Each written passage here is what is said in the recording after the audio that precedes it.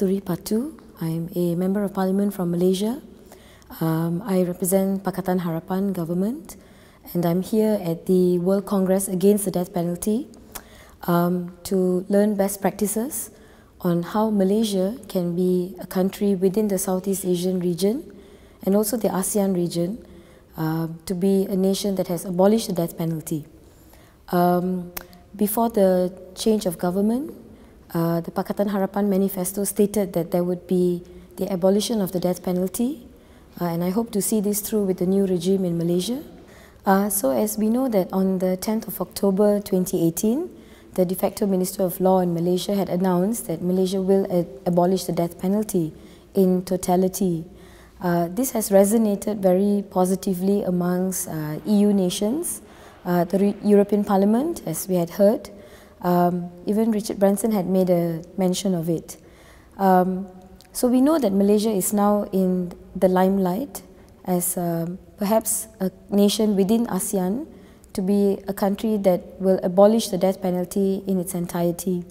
So I'm here today with lawyers, courageous lawyers, advocates, activists, so that we can learn of best practices, success stories from other countries, challenges that other countries have faced, for us to bring it back to Malaysia so we can acclimatize it according to the Malaysian culture, the Malaysian political climate, to make the dream of abolishing the death penalty a reality.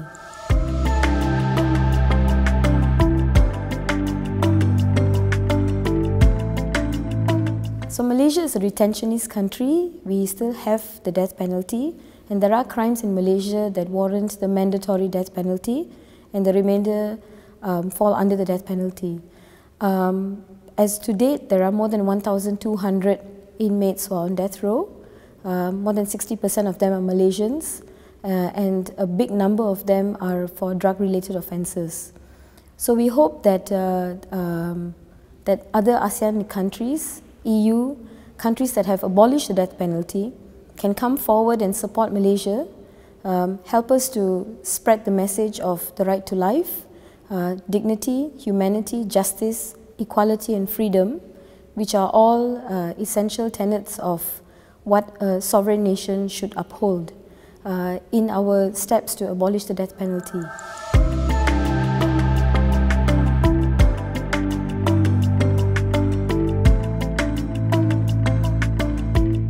As any issue that is being put forward will always be faced with resistance and opposing views. Malaysia being a democratic nation, the government is open to listening to views of all parties regarding the death penalty, but at the end of the day, it is also something that the government should put first and foremost, which is to do the right thing. The Malaysian Federal Constitution warrants and calls and protects the right to life, and this would be a big step forward for the government to actually amend existing laws so that the abolition of the death penalty comes true, and it will be in future a thing of the past.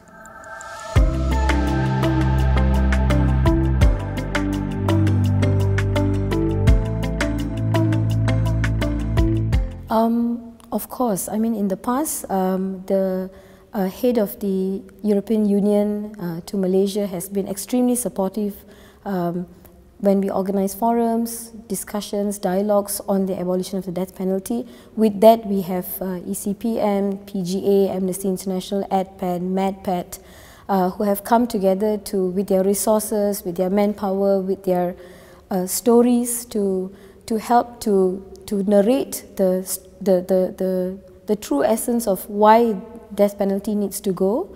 And at the same time, we have also seen civil society, companies, yes and no.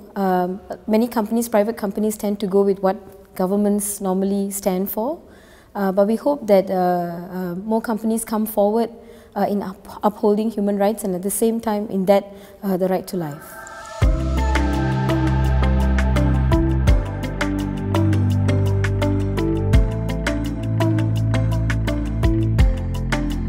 So at the end of the day, the devil is in the details.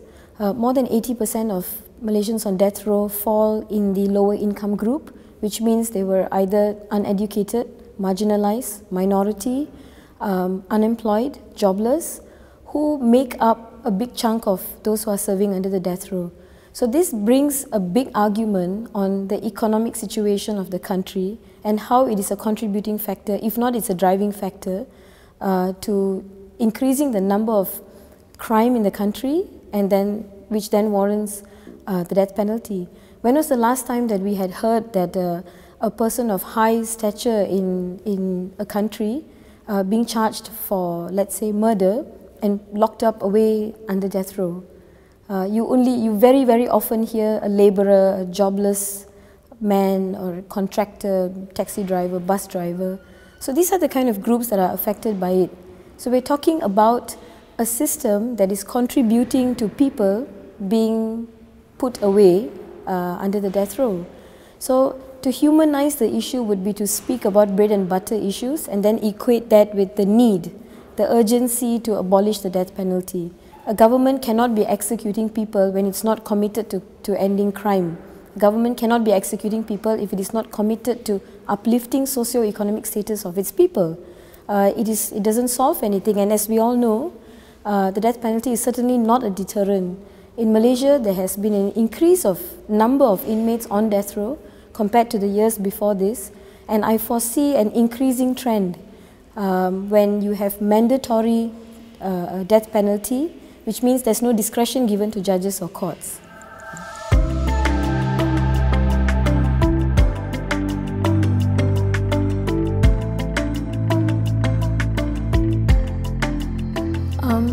I think at the end of the day, it brings back the argument to the right to life. No one can guarantee that there will be no miscarriage of justice in any system in the world, in any country. So do you want to be a part of that system where you execute a person not knowing for a fact if the person is guilty or not? And if the person is guilty, he must be punished just by not the virtue of hanging. This is a huge misconception that a lot of retentionist argument is that if you abolish the death penalty, criminals walk free. No. I think abolitionists like us all feel that if you have committed a crime, therefore you must be punished. You're not hanged if you commit that crime. So to young people out there, to young aspiring leaders and lawmakers, it is an uphill battle. It is not going to be easy. There has never been a single government that has received 100% public support when they said they wanted to abolish the death penalty. But it is the right thing to do. I have not known of any government who does a public consensus when they want to ask the people, can we tax you or not? The general answer would be no. But they choose to ask public feedback when it comes to the death penalty. So I think governments should be more accountable when you speak about the death penalty, to do the right thing, rather than push it to the public and ask the public what do you feel about it, when they don't do it for other laws like taxing people, for example. So speak courageously, even though it's difficult, even though it's hard. At the end of the day, you will see that you have a hand, a part in molding this world that we're going to hand over to the next generation, where hanging, executing people would be a thing of the past.